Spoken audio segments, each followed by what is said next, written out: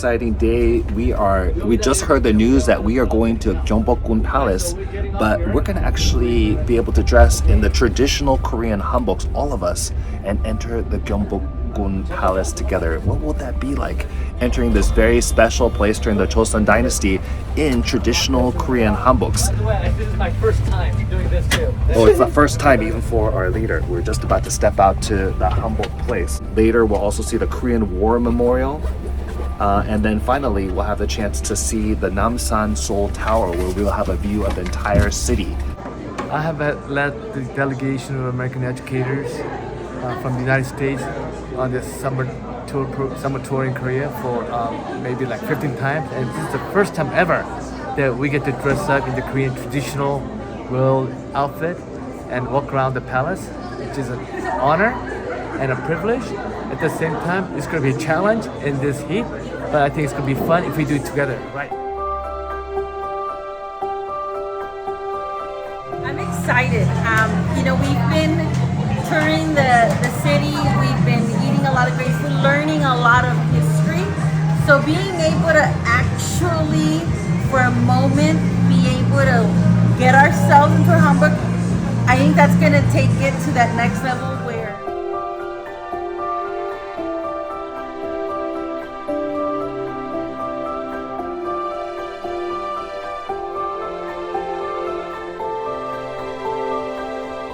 These hanboks would have been worn in the Joseon Dynasty. You can see that perhaps this is not silk, but at the time they would have been made out of silk. We are familiar with the Silk Road and how this would have been a very costly, very precious material, and just demonstrates the wealth, the tradition, the beauty of the Korean culture during this time. It's so interesting. We're entering the gates here, but right next to the history is the modern Korea, side by side like that. I find that so fascinating. Beautiful Hanbok. We're here at the Gyeongbokgung Palace. How are you feeling? I'm feeling royal and connected to the Korean culture, and appreciative that the Korean people are so open to sharing their culture. That makes me feel very warm and excited.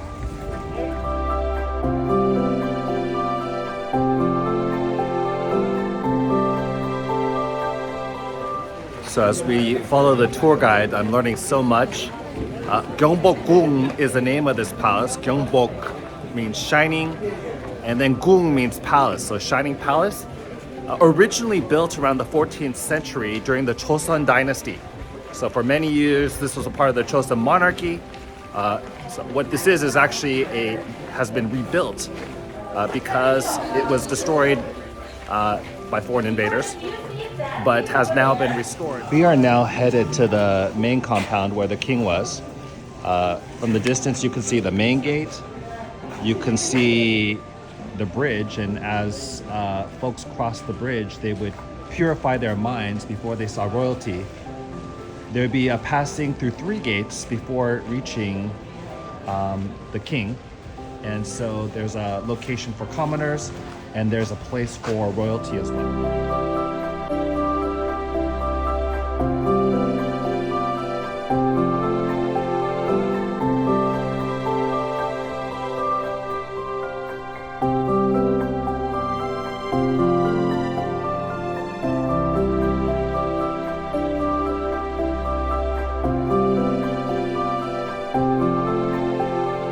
We're about to enter another main gate.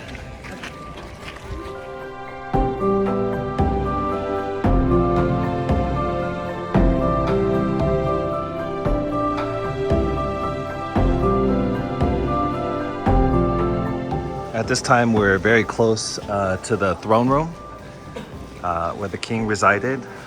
There's a painting in there that is very historic, that tells us a little bit of the history of Korea, reminding us that Korea, the entire peninsula, was one nation, the 5 mountains representing the entire nation of Korea, north and south, for over 1,000 years.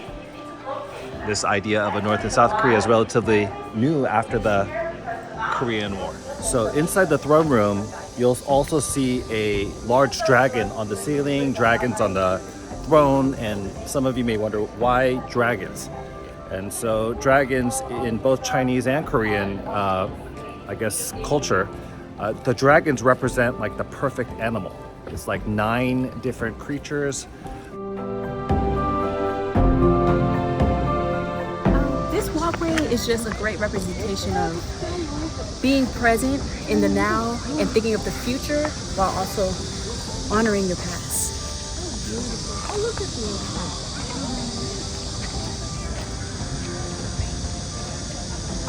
I think what's been on my mind most is the idea of story. We've been learning the story of the Korean people through the history and the connection. And as humans, we respond to story. It's kind of a funny, interesting fact. If you're in a room full of crowd of people and you want to get their attention, if you just start telling a story or a joke, there's a man walking down the street and you ran into it, people start to listen because they're cute. We all experience stories, so we want to hear others' stories. So I think there's power when we can understand another's story because it helps us understand them. And that's because we live a life story. And one of the most powerful commands, it's in, I think, every culture, is this idea of loving others the way we want to be loved, right? Maybe the way that God's loved us. And you can't do that if you don't see others as people, if you don't see who they are.